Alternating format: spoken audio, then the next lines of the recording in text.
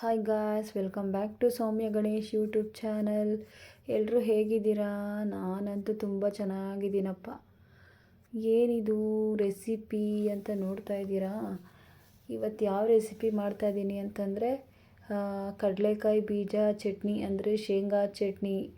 ಇಂಗ್ಲೀಷಲ್ಲಿ ಹೇಳೋದಾದರೆ ಪೀನಟ್ ಚಟ್ನಿ. ತುಂಬ ಟೇಸ್ಟಿಯಾಗಿರುತ್ತೆ. ಹೇಗೆ ಮಾಡೋದು ಅಂತ ನೋಡೋಣ. ಫಸ್ಟು ಒಂದು ಫ್ರೈಯಿಂಗ್ ಪ್ಯಾನ್ ಇಟ್ಕೊತಾ ಇದ್ದೀನಿ. 1 ಕಪ್ ಕಡಲೆಕಾಯಿ ಬೀಜ ಹಾಕ್ಕೊಂಡು ಫ್ರೈ ಮಾಡ್ಕೊಳ್ತಾ ಇದ್ದೀನಿ. ನೋಡಿ, ಇದು ಅಂತೂ ರೈಸ್ಗೆ ಆಗಲಿ, ಮುದ್ದೆಗೆ ಆಗಲಿ, ಚಪಾತಿಗೆ ಆಗಲಿ, ದೋಸೆಗೆ ಆಗಲಿ, ಈವನ್ ಇಡ್ಲಿಗೆ ಆಗಲಿ, ರೊಟ್ಟಿಗೆ ಆಗಲಿ ತುಂಬ ಚೆನ್ನಾಗಿರುತ್ತೆ. ಸೊ ಫ್ರೈ ಆಗಿದೆ ನೋಡಿ. ಫ್ರೈ ಆದಮೇಲೆ ನಾನು ಇದಕ್ಕೆ ಒಂದು ಪ್ಲೇಟ್ಗೆ ಶಿಫ್ಟ್ ಮಾಡ್ಕೊಳ್ತಾ ಇದ್ದೀನಿ. ನೋಡಿ, ಈ ರೀತಿ ಫ್ರೈ ಮಾಡಿದರೆ ಸಾಕು. ಇನ್ನೊಂದು ಹೇಳಬೇಕು ಅಂತಂದರೆ ಇದ್ರದ್ದು ಒಟ್ಟು ಕೂಡ ನಾವು ತೆಗಿಬೋದು, ರಿಮೂವ್ ಮಾಡ್ಬೋದು. ನಾನು ಏನು ರಿಮೂವ್ ಮಾಡಲಿಲ್ಲ, ಹಂಗೆ ಹಾಕ್ಕೊಳ್ತಾ ಇದ್ದೀನಿ.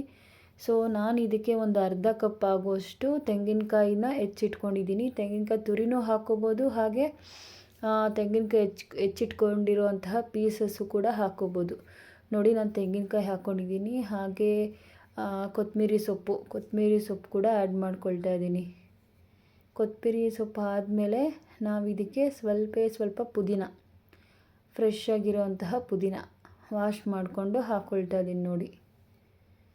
ಹಾಗೆ ನಾನು ಇದಕ್ಕೆ ಒಂದು 4ರಿಂದ 5 ಬೆಳ್ಳುಳ್ಳಿ ಹೆಸಳನ್ನ ಆ್ಯಡ್ ಮಾಡ್ಕೊಳ್ತಾ ಇದ್ದೀನಿ ನೋಡಿ. ಒಂದು 4ರಿಂದ 5 ಬೆಳ್ಳುಳ್ಳಿನ ಹಾಕ್ಕೊಳ್ತಾ ಇದ್ದೀನಿ ನೋಡಿ.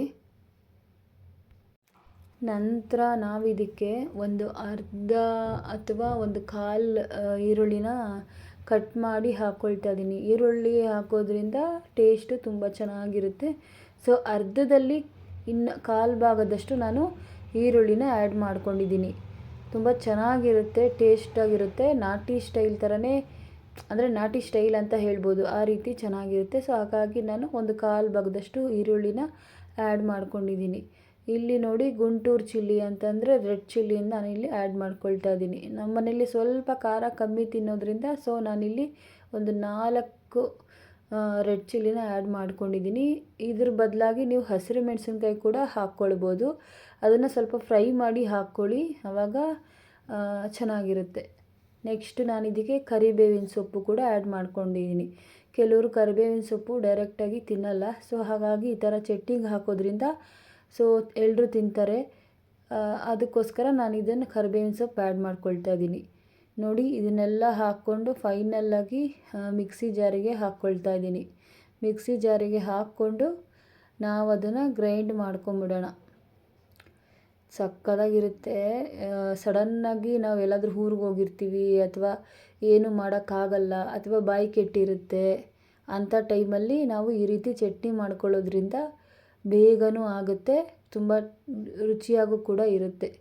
ಆಮೇಲೆ ರುಚಿಗೆ ಎಷ್ಟು ಬೇಕೋ ಅಷ್ಟು ಉಪ್ಪು ಕೂಡ ಆ್ಯಡ್ ಮಾಡ್ಕೊಂಡಿದ್ದೀನಿ ನೋಡಿ.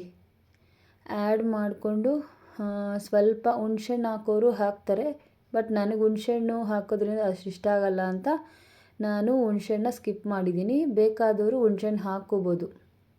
ಸೊ ನೋಡಿ, ನಾನಿಲ್ಲಿ ಚಟ್ನಿನ ಗ್ರೈಂಡ್ ಮಾಡ್ಕೊಂಡಿದ್ದೀನಿ.